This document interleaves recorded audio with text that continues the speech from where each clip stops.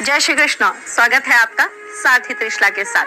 कार्तिक मास हो और माँ तुलसी की बात ना हो, ऐसा कैसे हो सकता है। जब हम बात करते हैं कार्तिक मास की तो हमें तुलसी पूजन सर्वाधिक याद आ जाता है। सबसे पहले सबसे लाभप्रद जो चीज बताई जाती है वो तुलसी पूजन बताया जाता है।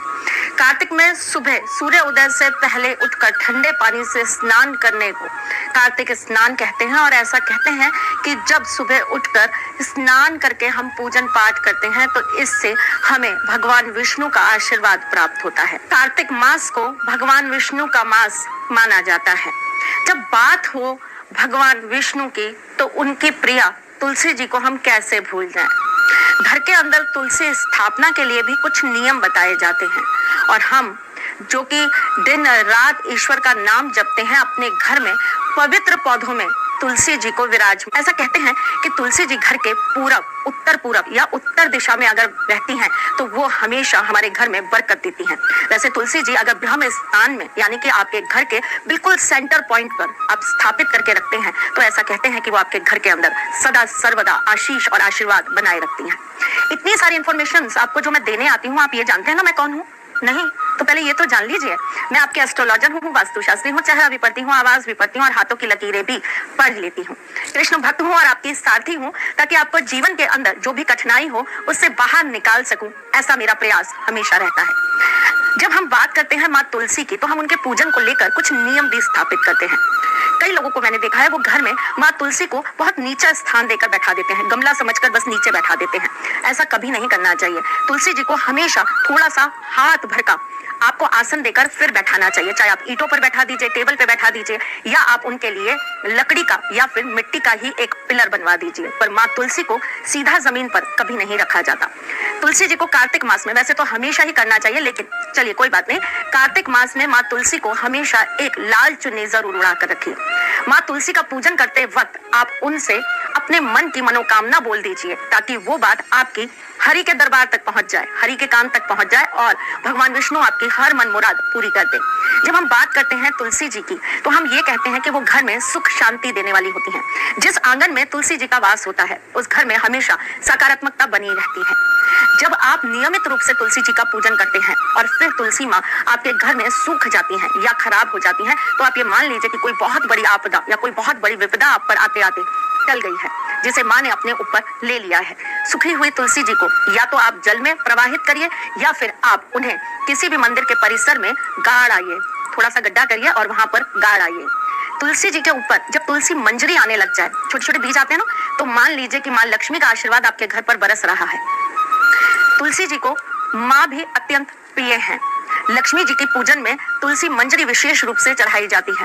और वैसे भी आप लोगों को पता होगा कि तुलसी जी माँ लक्ष्मी जी की भाभी भी थी।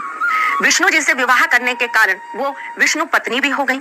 जब हम तुलसी जी का पूजन करते हैं तो हमें शालीग्राम जी हमेशा उनके साथ रखने चाहिए। तुलसी पर जल चढ़ाते वक्त शालीग्राम जी उनके नीचे हमेशा स्थापित करके रखने ही चाहिए।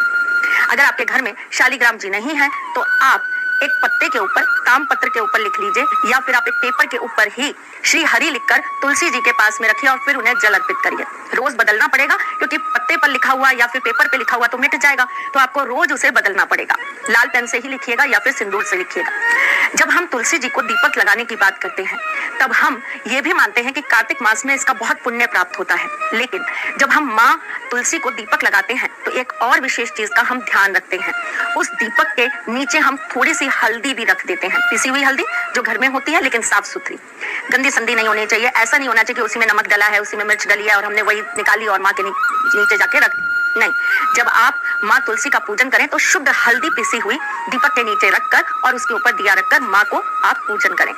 कार्तिक मास में जब भी आप माँ के ऊपर जल अर्पित करें तब आप अपने मन में माँ के 8 नामों को जरूर जाप करें। अब गूगल से ढूंढकर आप इन नामों का जाप जरूर करिए। तुलसी से बनी हुई माला अगर आप कार्तिक मास में किसी भी हरि मंदिर में जाकर चढ़ा देते हैं तो इससे आपके जन्म जन्मांतर के पाप खत्म हो जाते हैं। तुलसी माँ केवल ज्योतिष में, अध्यात्म में ही नहीं, हमारी मेडिसिन में, आयुर्वेद में अपना एक बहुत ही अलग वर्चस्व रखती हैं। क्या आपको एक और चीज पता है?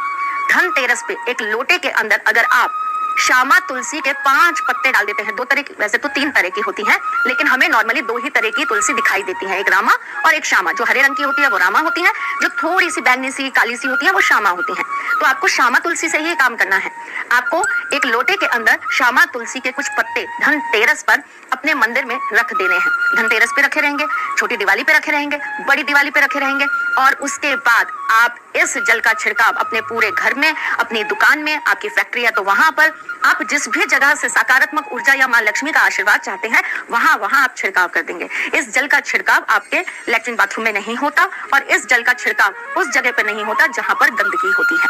बचा हुआ जल आप एक लोटे में या आप एक बोतल में भरकर भी रख सकते हैं, जिसे आप नित्य नियम से ग्रहण कर सकते हैं।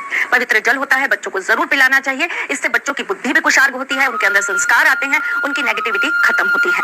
जिस घर आंगन में माँ तुलसी स्थापित होती है उस घर आंगन में कभी भी विपदाएं नहीं आती। लेकिन कुछ लोगों को माँ तुलसी का पूजन करते वक्त कुछ बातें ध्यान रखनी चाहिए। चप्पल जूते माँ तुलसी जी के आसपास बिल्कुल नहीं रखे होने चाहिए। गंदे संदे कपड़ों से या गंदे संदे हाथों से कभी भी माँ तुलसी को हाथ मत लगाइए। बच्चों की पहुंच से माँ तुलसी जी को थोड़ा सा दूर रखिए। वो पौधा नहीं है, बहुत पवित्र है और हमारे लिए देवी पूज्य है। उनको आप ऐसी जगह स्थान देके रखिए जहां पर आप उनका बिल्कुल पूजन उस तरह से कर सके जैसे आपके घर में खड़े हुए ठाकुर जी का करते हैं। तुलसी के 2 पत्र रोज आपको ठाकुर जी को चढ़ाने चाहिए। अगर आप लड्डू गोपाल की सेवा करती हैं तो ये कार्य जरूर करें। एकादशी, रविवार, किसी भी ग्रहण के दिन तुलसी जी नहीं तोड़ी जाती, उससे पहले तोड़कर आप रख सकते हैं। टूटी हुई तुलसी पत्र को 5 दिन तक हम उपयोग में ले सकते हैं, वो खराब नहीं होती। जब भी आपको लगे कि आपके घर में कोई बहुत गुस्सा करता है, बहुत ज्यादा नेगेटिव हो जाता है, तो आप उसे तुलसी पत्र डालकर जल जरूर पिलाएं। और अगर आप रामा तुलसी के पत्ते डालकर जल पिलाएंगे तो इससे आपको बहुत ही लाभ प्राप्त होगा। आप कार्तिक मास में तुलसी माँ को हल्दी का दीपक जब भी लगाएंगे तो आप उन्हें पानी में थोड़ी सी हल्दी डालकर जरूर से उनके ऊपर जल अर्पित करेंगे, और साथ ही साथ में उसी जल से आप शालीग्राम जी का भी स्नान जरूर कराएंगे।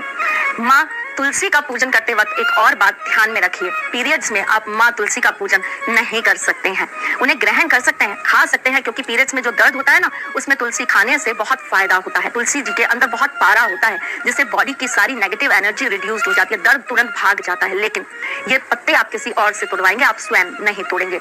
सुबह सुबह जब आप माँ तुलसी का पूजन करने जाएं तो 3 ताली बजाकर उन्हें जागृत करें, उन्हें जगाएं, तभी आप उनके पत्ते तोड़ें, तभी आप उनका पूजन करें। देवी तुल्य है, और हम हिंदुओं के अंदर तो हर एक चीज में हम हरि के दर्शन कर लेते हैं।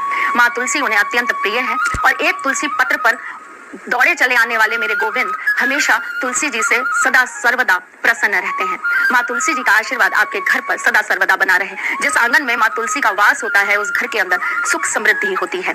लाल कपड़े में अगर आप तुलसी मंजरी को बांधकर दीपावली वाले दिन माँ लक्ष्मी जी को समर्पित करते हैं तो ऐसा करने से माँ लक्ष्मी का आशीर्वाद प्राप्त होता है।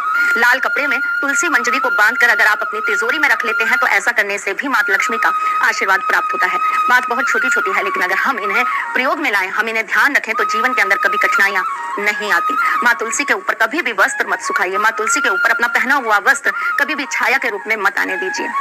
छोटी छोटी बातें हैं, लेकिन मैंने कहा ना, हर एक चीज में हरि के दर्शन है, हर एक चीज में ठाकुर दिखते हैं, हर एक चीज में गोविंद का हमें रूप प्रतिरूप दिखाई देता है। तो बस माँ तुलसी जी से भी यही आशीर्वाद प्राप्त करने के लिए इजाजत चाहती हूँ। फिर आती हूँ कुछ नया, कुछ अलग, कुछ अद्भुत लेकर। तब तक के लिए आप सभी को कार्तिक मास की हार्दिक शुभकामनाएं और बहुत बहुत आशीर्वाद। हम जल्द मिलेंगे, तब तक मुस्कुराते रहिएगा।